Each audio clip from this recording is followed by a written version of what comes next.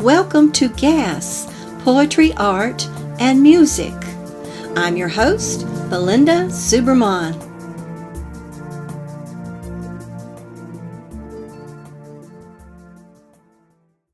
Okay. Yeah. Well, tell me what you've been doing in the field of poetry the past year or so, or maybe the past 15 years or so. Oh, I should have brought my publication list with me. No, well, the highlights, not everything. Well, in 2015, I got a book out by Singing Bone Press. It's called A Hermit Has No Plural. And then I'm kind of confused here, but I mean, in the order. I published a Native American poetry anthology in Hungarian. Oh, that's interesting. 6 years ago. Well, wait a minute. I have a question about that. Did you publish Native American poets translated into Hungarian, or? I translated them. Oh, okay. Okay. Proceed. Yeah, I met a Native American, an Osage poet, Carter Reward, and he hooked me up with the other Native American poets, and I'm in touch with so many famous ones too, even Joy Harjo. But she wasn't in the anthology due to miscommunication with her publisher, with my publisher. Publishers can go crazy. You tell them that, okay, you take care of it, and they say, no, it needs to be official. So Joy is not in it, but I have 20-something Native American poets, ladies and men as well. Adrienne Lewis and many people. What else was it? Well, let's talk about that, because that is just really interesting that Native American poetry is translated into Hungarian. Is there a particular interest in Hungary for that? Well, for Native Americans, yes, it is. Actually, they are. That looks very funny. It sounds very funny, I think. And every time I tell that to a Native American, they would just say, "Why?" There are Hungarian Indian tribes in Hungary, established in 2019 by scholars who went to Northern America and lived with tribes, and they came back with lots of things in their mind, and they said, I want to live like those guys lived. And so and it's still going strong. There are several Hungarian tribes by Hungarian men who used to be kids and played, and now they invited Native American medicine men and other members of different tribes to help them how to make certain things, tents and moccasins and things like that. Can you see it? Yes. So this cover was done by a Hungarian design artist based on Native American art. So, and did you think about maybe using some real Native American art? I was, but the publisher didn't want to pay anything. Oh, see. See, the one thing is, Hungarians, even I, from my childhood, we read everything about Fenimore Cooper, and there was an East German writer, Karl May, who wrote the Great Indian Book. It was total fiction. He made the whole thing up, never been to America. We grew up on these books. And so Hungarians loved Native Americans. They just loved them. We grew up on these books. And so I think that was inevitable that some guys wanted to start a Native American, Hungarian Indian group. So after that book, let's see, what are some of the highlights other than, do you work a lot with jazz groups, or is that just one time I saw that, Yeah, I work all the time. Every time I read with jazz groups. Before the pandemic, were you reading quite frequently? Yeah. I want to emphasize that this anthology of Native Americans is poetry, no prose, only poetry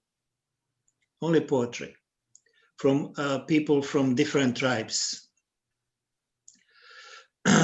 Okay, other highlights since we met. I got a book out in Czech. I got a book out in Arabic. And this same book came out in Hungary in 2011.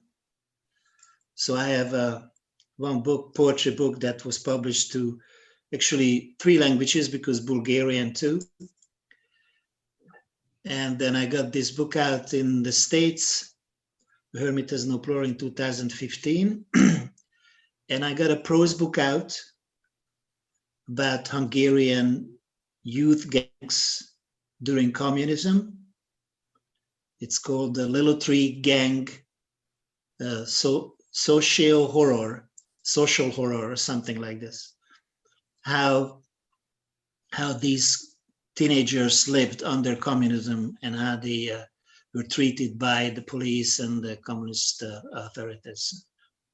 It became a very popular book, as a matter of fact. These kids all looked like me now, long hair, like hippies. Yeah. Though they weren't hippies.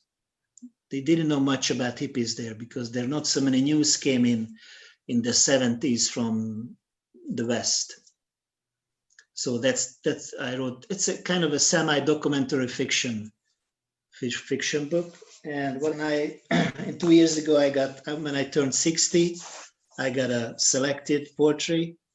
It's called, looks like this. Mm-hmm. And next year, I have 2 books coming out in the States. Both are translations. That's what I do mostly.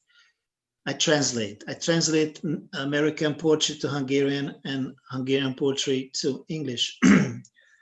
So next year I will have White Pine Press is putting out a Contemporary Hungarian Poetry anthology with 8 women and 8 men poets. I selected the poems, and I translated all the poems. And then Singing Bone Press specifically asked for lady poets, so I chose 3 of my favorite Hungarian women poets. I'm working on that now, but that's coming out next year too by Singing Bone Press. So 2 anthologies, Hungarian poetry anthologies, coming your way. All right. Do you have a couple of poems ready to read to us? Yeah. About to decide. Through the interfacial hair-tiny crack of the logged train window, blown-in snow pellets freeze an iced relief on the windowsill. The rushing train scares a heron away from the iced sedge marsh along the tracks. A raven chases off a pair of turtle doves from a pine tree bough to see the tracks drilling through the woods. A pine needle punctures the snow and suffocates in an ice sack. A magpie is watching all these. This bird is still at home. It wouldn't want to go where the sky is not the same. I was in Savannah, Georgia once, and went to the cemetery. Cemetery at River Savannah. Leaning to the oyster brick fence, watching as ants order ants to labor, you seem to perceive whips in their forearms. You won't talk about the place you have visited in your dream to anyone. With pre-written answers, you ignore the questioners. You smooth your forehead. The peeling of your skin is wind-blown dust. Under the moonless sky, your shadow walks the sun to the other side. Okay. All righty. Well, thank you so much, Gabor. You're a really interesting fella. Goodbye. Goodbye. Bye. One of the first things I want to ask you is about 100,000 Poets for Change. Like when, why, how long? Just tell me whatever you'd like to about it. 2011, the world was falling apart in my mind. I felt that the poets were hiding, that it had become increasingly unpopular for poets to be political. And we had wars, the Gulf was on fire, and I couldn't seem to find my community. And I was frustrated, and I was speaking to a friend, and I said, there ought to be 100,000 Poets for Change. And they said, that's a great idea. And I thought to myself, great. What does that mean? Does that mean I have to do something, right? And nobody's gonna, where would they be? So I put out an announcement just to prove that I was right, that nobody cared. And I put it on Facebook and opened up a 100,000 Poets for Change page. And I said, would anybody be interested? And expecting to have no response. And within the week, I had something like 100 events set up of people who were interested in the idea of a global event. And then by September of that year, we had 700 groups around the world in nearly 100 countries of people who were, in fact, very interested in speaking about their concerns in the world. And so it was a pretty surprising and emotionally amazing time. And so now here we are 10 years later, and it's still going on, and new people are joining, and there's all these amazing posters. We set up a website, Terry did. Terry Carrion, co-founder. And we,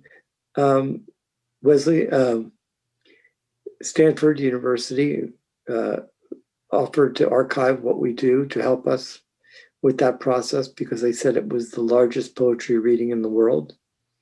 And so that's what happened. We started a process of reaching out, organizing. We created a kind of a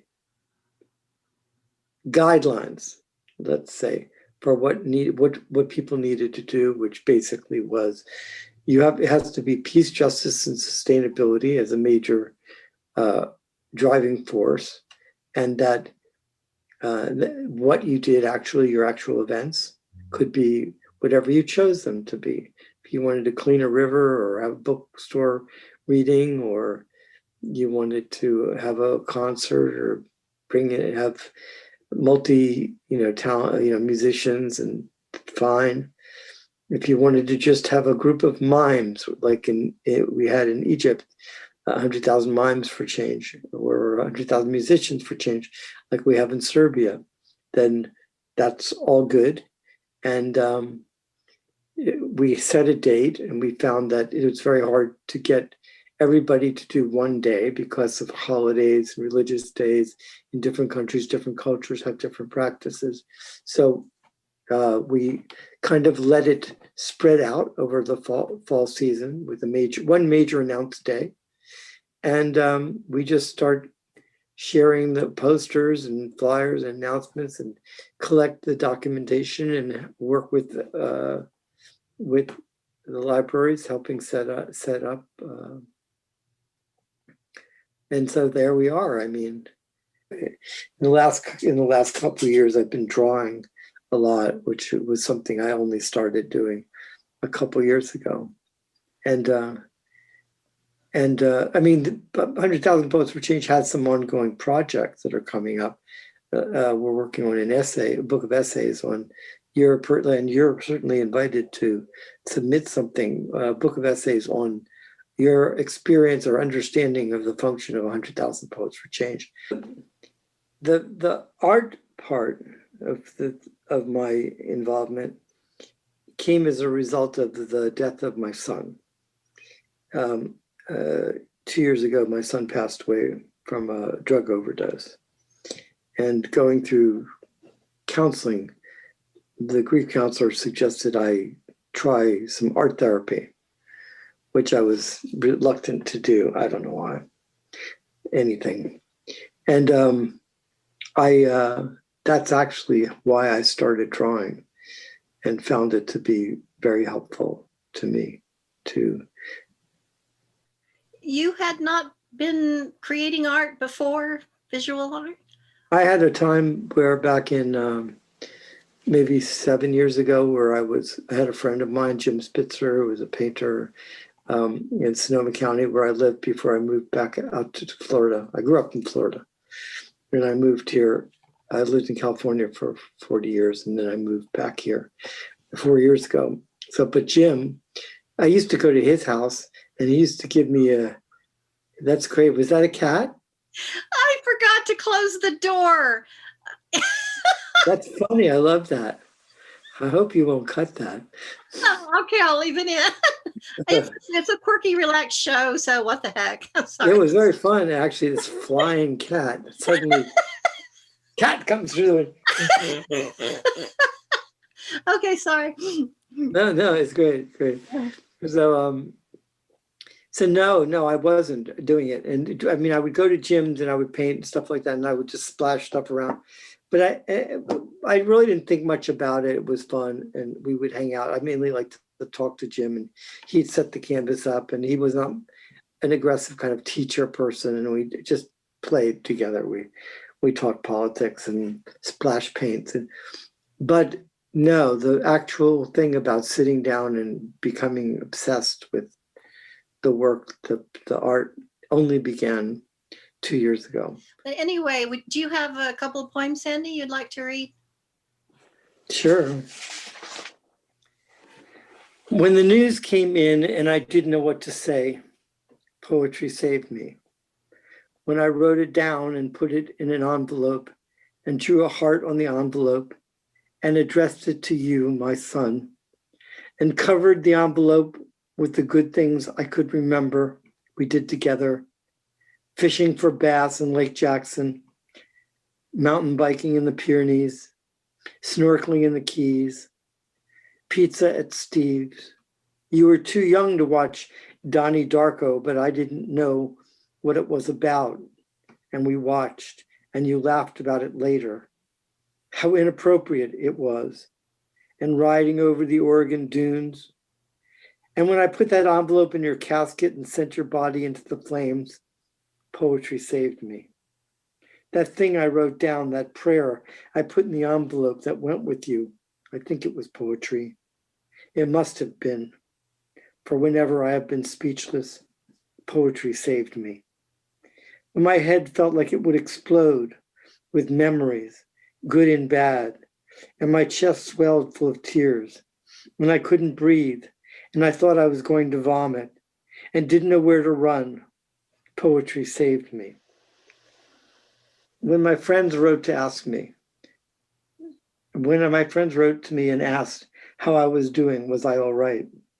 And I couldn't explain in ordinary words, though the pieces of what I felt lived somewhere in an ordinary way.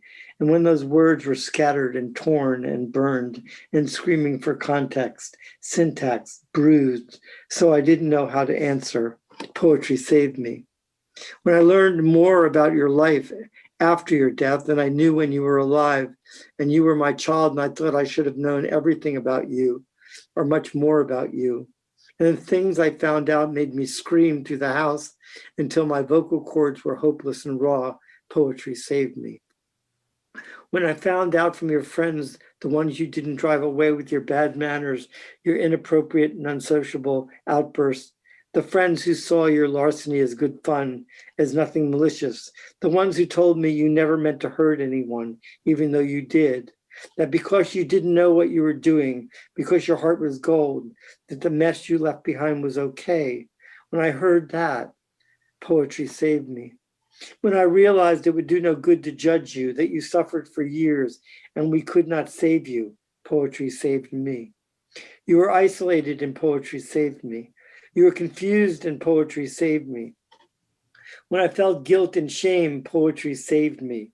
When you called me on Father's Day for the first time without prodding from your mother, it was 9 a.m. here and 6 a.m. there, which meant you hadn't been to sleep, and I knew it might be because you were loaded up on methadone. And you said, see, I can call you on Father's Day without Mom telling me what to do. And I thanked you and didn't ask if you were high.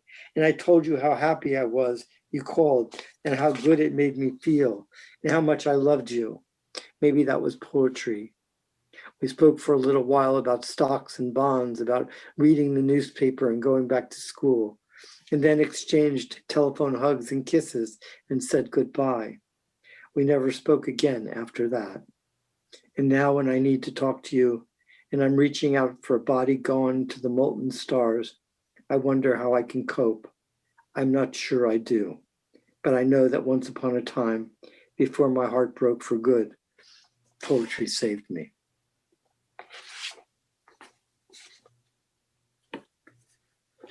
Well, you can't top that. Oh, that's incredible. Thank you. Well, thank you for sharing your poetry and telling us a little bit about your life. And thank you for asking. All righty. For having me, and it's really good to see you. I've known about you for a long time, and always admired your work. Oh, thank you so much, and likewise. All Thank righty. you. Bye-bye. Take care. Bye-bye.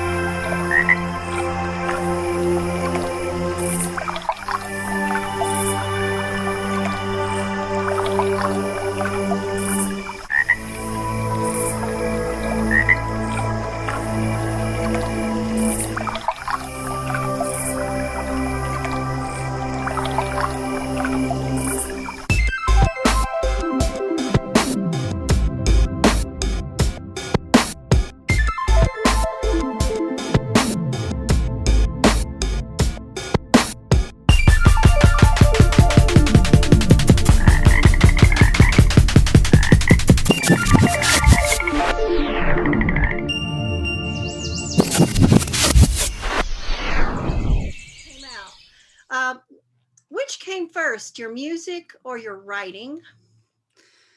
Well, writing, actually, it kind of did a lot of twists and turns. When I knew I wanted to be a writer since the age of 6. And, you know, when I was 6 years old, I was writing like the equivalent of short stories, whatever that would be. Mostly I was just retelling Star Wars because it was, you know, circa 1979, 1980. And then I wanted to be a playwright at some point. And then when all the neighborhood kids got tired of being in my plays and refused to do them, I decided I wanted to be a puppeteer because then I could write my own plays and act them out and I didn't have to rely on anybody. Then around 12, 13, that's when I really got into music. Like a lot of kids, I was in a garage band. And then in 1992, when I was 16, I really got into jazz. And it was through jazz I got back into writing. I got into poetry because my best friend went to UMass Lowell, which is, of course, you can't go to UMass Lowell without being exposed to the Beats and Jack Kerouac, because that's where Jack Kerouac was from. And since the Beats were all into jazz and we were into jazz, we got into the Beats. And then when I was a music major at UMass Amherst, I actually a jazz composition major. I wanted to be the next Duke Ellington, but I was born about 60 years too late. And long story long, I had a horrible time in the music department there. So much so that one day I was a bass player. I put my bass away and I didn't pick it up for another 15 years. And it was in those 15 years is when I really started seriously writing again, writing poetry and writing as an adult, not as a kid. And I studied for 15 years Ellen Doré Watson, who she's the editor of the Massachusetts Review. She taught at Smith College. She ran the Poetry Center there. She was my mentor for 15 years. And it was only in 2012, after 15 years of not playing, that I just one day decided to pick up my bass again.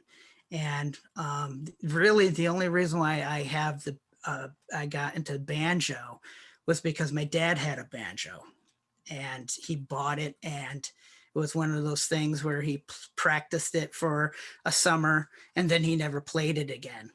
And I was like, well, why don't I just take it off your hands? And now I play my banjo probably more than I do my bass. Well, I believe I've only heard your banjo music, but I love the way you use it. You use it in a modern way, not bluegrassy way, but bluegrass is fine too. Mm-hmm. But I think of bluegrass when I hear it, like that tune I used in the last gas. I think it was the last one. Yeah. I really like that. It's nice. And you just did a Christmas song with the band. Yeah. Yeah. Well, yeah, I mean, my influences are more, like with banjo, there's two styles. The bluegrass, the Earl Scruggs style, uses more the finger picking. That's what more people would know as the twang of banjo. And then there's something called claw hammer, which is actually even older style. And between the two, that's the one I use the most. But I'm more influenced by the blues, especially country blues, and jazz, more than I am bluegrass. Well, Joshua, I hear you have a new book from Human Era Publishing. I do. You want to show us? Okay. I do, right here. All right. Would you care to read a couple of pieces? I will. So my book is The Bastard Children of Dharma Bums. It's in two halves. The first half are poems, erasure poems that are based off of Jack Kerouac's Dharma Bums. So basically I went through his novel and I would underline lines and then, highlight lines that spoke to me. And then with those lines, I took them out of the the novel and made poems out of them. So I'll read one of those. This is number 34. Raspberry jello in the setting sun poured through unimaginable crags. Rose tint hope, brilliant and bleak. Ice fields and snow raging mad.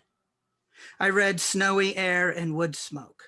The wind, dark, clouds forge. The sing in my stovepipe absorbs vaster, darker storm closing in like a swirl of silence. No starvation turmoiling. My shadow, the rainbow I haloed. Your life, a raindrop.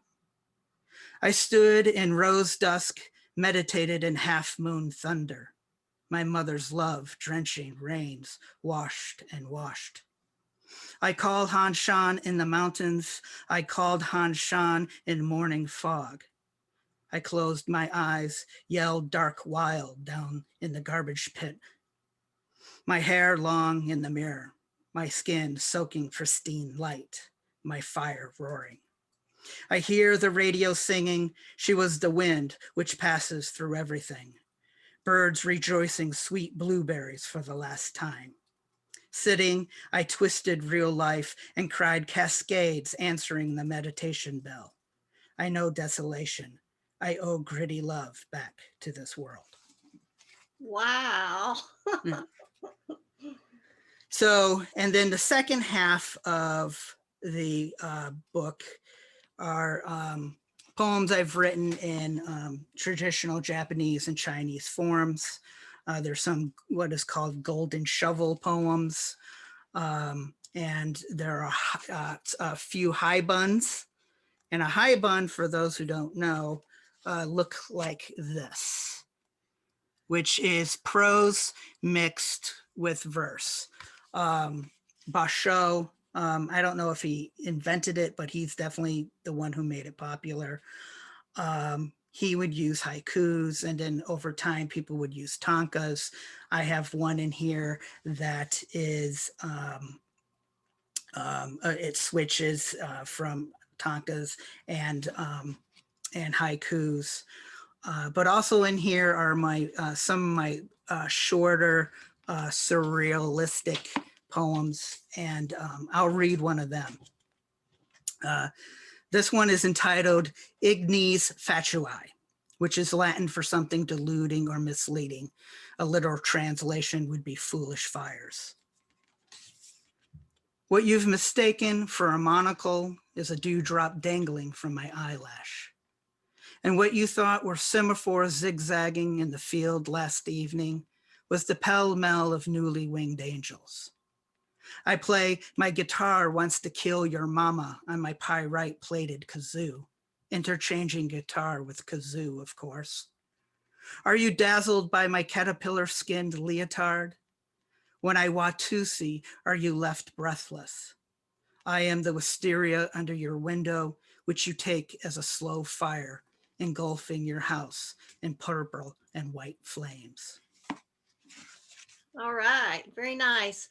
Thank you for sharing your poetry and for talking. And Yep. All righty. Bye-bye. Okay, thank you. Bye-bye.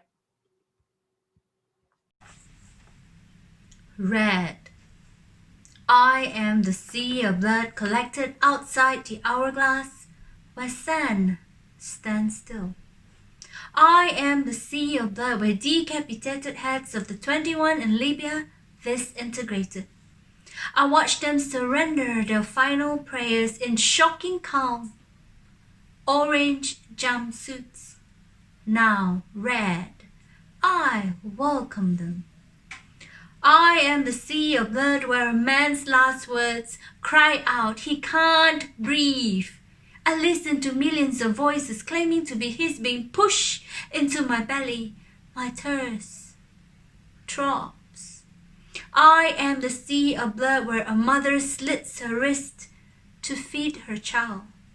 The savor of her slow suicide spurs stolen cherries being sold in black markets. My waves glory in crimson. I am the sea of blood where dogs turn into sharks, chasing their siblings into the mouths of snakes and scorpions.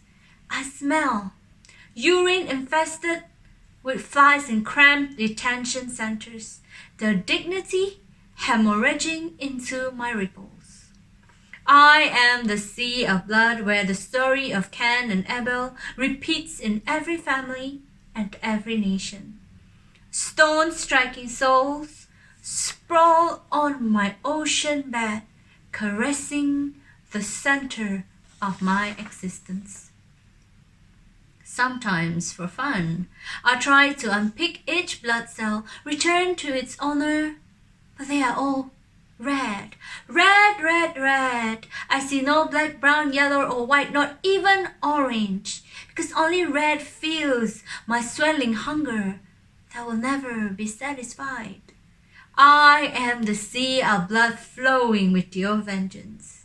Will you continue to feed my ravenous appetite? Some of you challenge me. Yes, you of the blue skies, I hear your whispers. You think you can rain on me, wanting to quell my feast with the feeble light of yours, thinking of changing the world, you who are strapped with time bombs. I am the sea of blood. You better be prepared for war. Thank you. My name is Tali Cohen Shabtai. I'm a poet from Israel. I will read 3 poems from my poetry books. The first poem. It's almost a decade since. It's almost a decade since. She saw you in the Irish pub that night with her Japanese wife, wearing westerly clothing. You held her kimono, the one she had, while she imposed the misogo instead of the mikveh.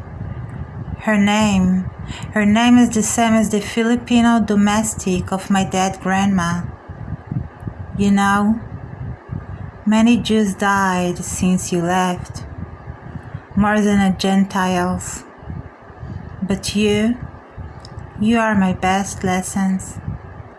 It's not forbidden to walk with an elk of geishas.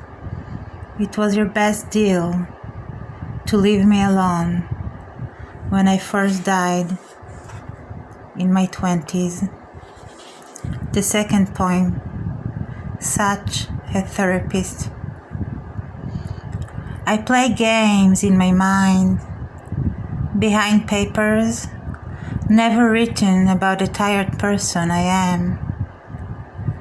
She's trying to press my grief on papers gone to early retirement, on shelves of bookstores, where the bourgeois are the first client to borrow the fairy tale that posted in Friday's edition of a leftist magazine.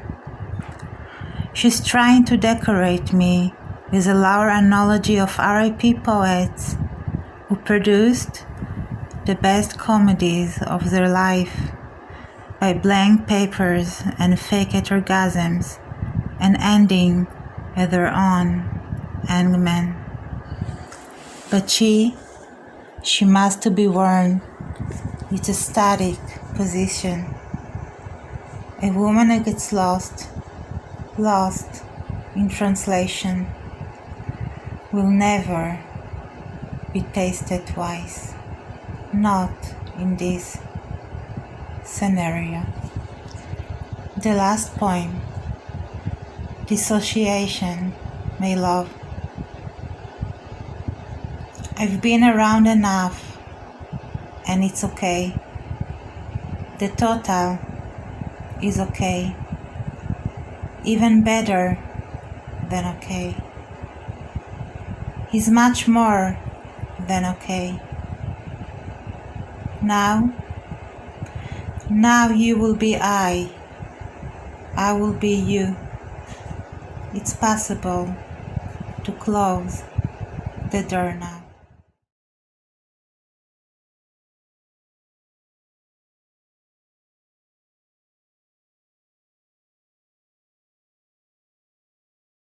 Hello there. Greetings to you, my friends. My name is Pankari Sinha, and I wish to thank Belinda for allowing me the opportunity to present my poems to you. I am reading a few poems from my first book of poems called Prose and Talkies, my first book of poems in English rather. I am a bilingual writer from India, and without saying too much about myself and about what the poems are about, I will simply read them and I hope that you enjoy. So here goes my first poem. It's called Of Prison Darkness. Of a light bulb, of a night bulb, lit up forever, never going off with no switch in the room, but probably a mild dimming of the lights at night, and you could ask the guards to lower the AC. You could see them from the vent in the door, from the big square vent she often did, woke up, wore her spectacles and saw them. They wore blue uniforms, navy blue. They asked you to not carry your food in your cells. She did. They all did, many times. Once they called, again and again, for stolen milk. For anyone who had stolen milk, but she hid them. Behind the TV was locked for an evening.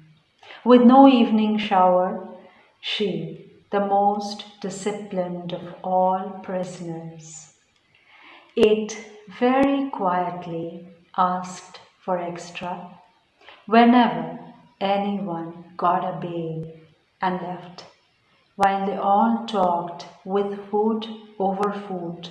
Some talked in their sleep, some cried at night.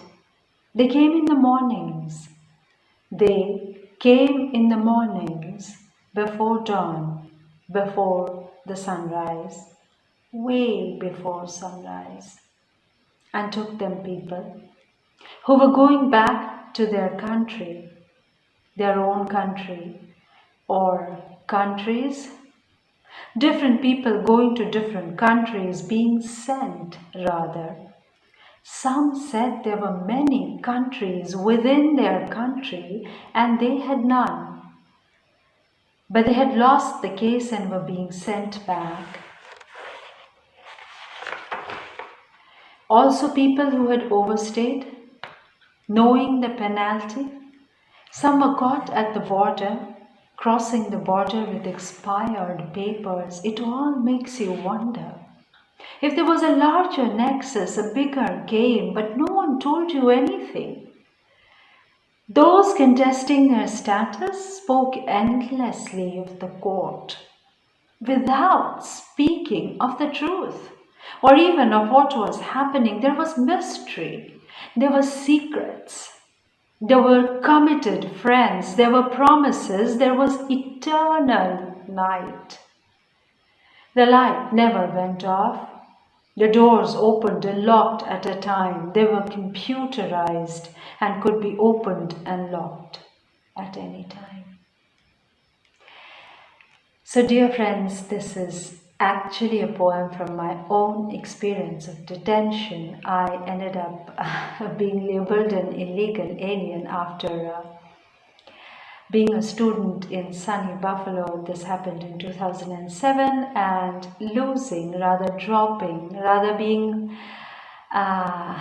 being a victim of credit card theft rather. Anyway, so I was going to get my green card and I dropped it for a study permit. It's a long story, that too, and then how my study permit got cancelled, that too. But right now I cannot do the storytelling. I hope that Belinda will allow me to do so, and I still love that country. I mean, I feel that I left my house, my entire life, my belongings, everything in that lovely little town that had so many apple trees, right? And a beautiful spring and a beautiful fall by the Lake Erie.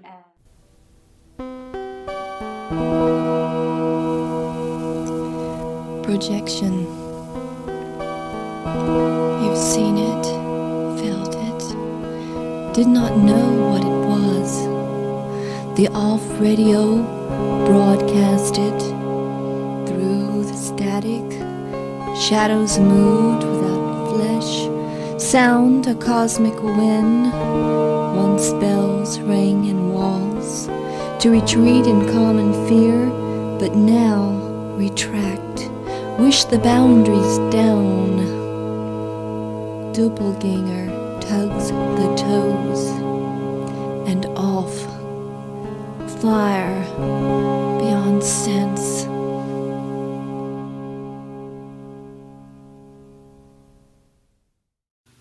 Thank you for listening and watching GAS, Poetry, Art, and Music. If you'd like to encourage us, please subscribe to our channel, like, comment if you will, share, and tell your friends about our project. And we hope to see you next time.